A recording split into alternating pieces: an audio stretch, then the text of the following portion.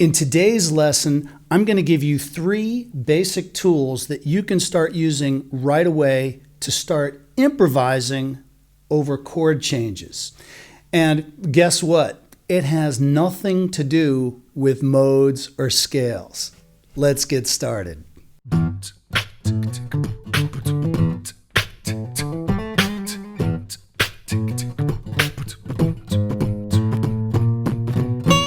Alrighty, thank you so much for stopping by. I think you're really going to enjoy today's lesson. Before we get started, be sure to hit that subscribe button and hit the notification bell. That way, you will be notified of future uploads, and you're also really helping me and the channel grow and get the good word out on music lessons. So I just want to say thank you in advance. As well, be sure to grab the PDF of this lesson so that when you're done surfing around YouTube, you have something that you can print out and work on to review what I'm about to show you. Be sure to stick around until the end because I'm going to wrap up all these tools into a killer jazz lick that you're going to be able to play right away. My last lesson about modes raised a lot of questions for people, and it actually brought me back to remembering how I felt as a jazz and blues player the first time that I tried to play a solo over a jazz song with lots of chord changes. When you have songs like John Coltrane's Moment's Notice or Lazy Bird or Giant Steps, the chord changes are coming really fast. So you've got to improvise in such a way that you can relate to each change rapidly. When you're encountering a jazz song with lots of chord changes coming at you fast, you don't have enough time to play an entire scale or mode. If you look at my guitar, I'll try to do a close-up of the neck. You'll see that I have 3 fluorescent green little squares on the fretboard. And these make a D minor triad. Okay, I'll put the tabs on the screen as well. So the idea when you're soloing over chord changes is, or one idea, I should say, because they're all valid ideas and you got to practice everything. But when chord changes are coming at you fast, you have to have lines that weave in and out of the chord tones. I like to call them harmonic tones because that's the official classical theory name. So imagine that we're soloing over D minor. There's lots of ways to do it. There's modes, there's pentatonics, all that. But imagine it's a change that's going by suddenly in a song, and we've got to relate to it really fast.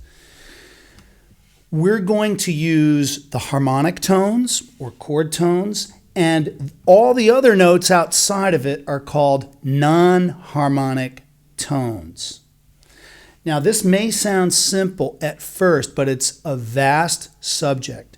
There are something like between 8 and 10 different usages or tools within non-harmonic tones. I'm going to show you the 3 that me and you as a jazz, R&B, blues person will probably be using. Okay, so if we were to solo over D minor and just use chord tones, it starts to sound pretty vanilla. We need to add interest. So we've got to use some non-harmonic tones to make the melody line squiggle and swim. Make sure to subscribe and hit that notification bell. I'll be posting subscriber-only content here, such as reviews. I'll let you take a look behind the scenes at what I do. I'll tell you all about my gear. You'll get brand new guitar lessons and good old guitar videos. I don't want you to miss out on the freebies and goodies either that I will be sending to subscribers only. So if you don't want to miss out, make sure to hit that subscribe button and hit that notification bell so that YouTube notifies you when I post something new. The first kind of non-harmonic tone that we're going to investigate is called a neighbor tone. So if these are the notes in our triad, so D, 3rd string, 7th fret, this would be an upper neighbor, right? Just like your upstairs neighbor. Then, if we have F over here on the 6th fret, the upper neighbor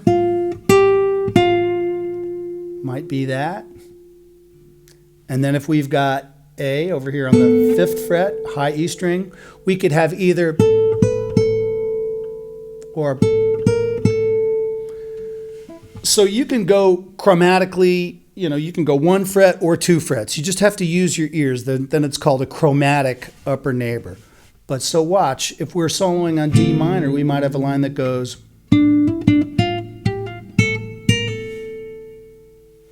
Now that sounds pretty simple at first, but that's a tool, okay, the neighbor tone. Now a second version of the neighbor tone is the lower neighbor.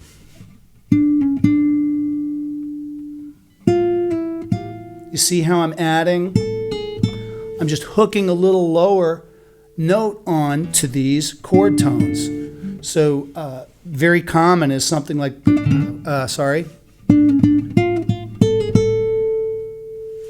You can hear that in Sir Duke by Stevie Wonder when he's going.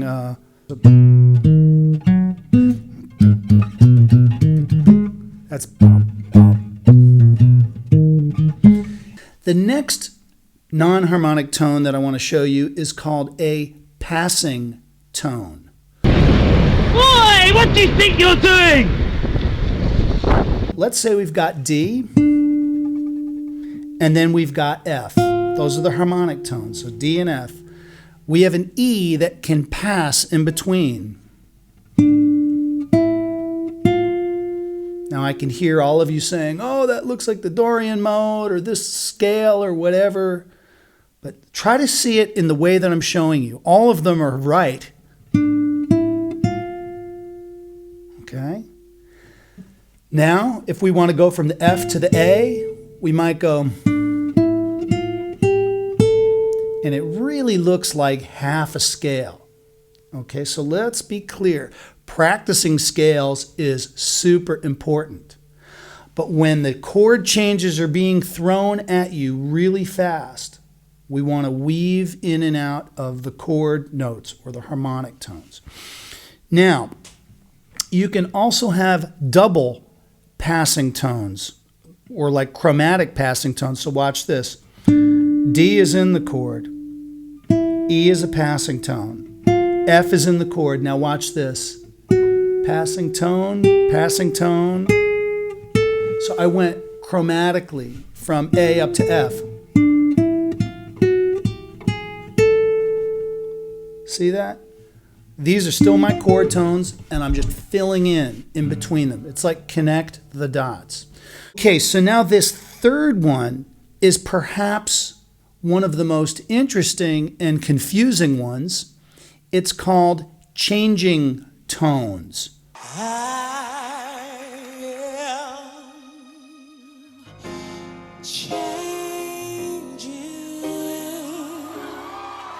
This is the exact term for it. So whatever other terms you hear, I guess the most important thing is that you see it, but the correct name is changing tones. So here's what happens with changing tones. If we have the note D, what we're going to do is we're going to play an outside note and then an outside note and then land on the center note. Okay, so for example, that's our target note. It's a chord tone. We're on D minor. And we're going to go. Okay. So it's still the same notes that we saw in some other examples, but these different terms, such as changing tones, describes the behavior, and it describes the tool a little bit better. So now if we were on F, we would do something like this. And then if we were targeting the note A, we might go. So look at this line now. It's getting very squiggly, so to speak. It's not a scale, it's not an arpeggio, it's weaving. This is what a lot of bebop musicians like Charlie Parker and Dizzy Gillespie started doing. They would add another little chromatic note in there. So now we're going to do 3 notes and then the target note. So watch this.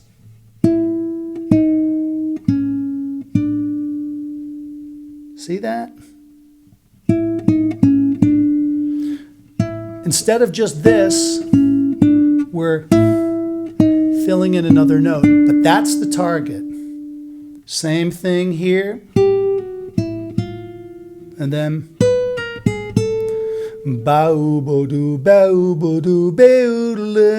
it's weird. Alrighty, so I promised you a cool jazz lick using all this theoretical stuff, because it's nice to know it, but of course you want to walk away having something to practice. So let me play this for you slowly. It's just a small little lick on a D minor chord. A 1, 2, a 1, 2, ready, and.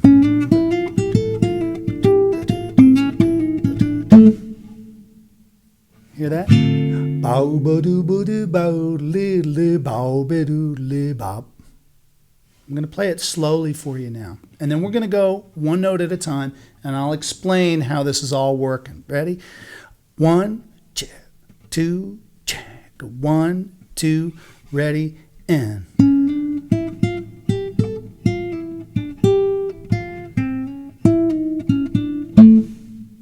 Okay? So here we go.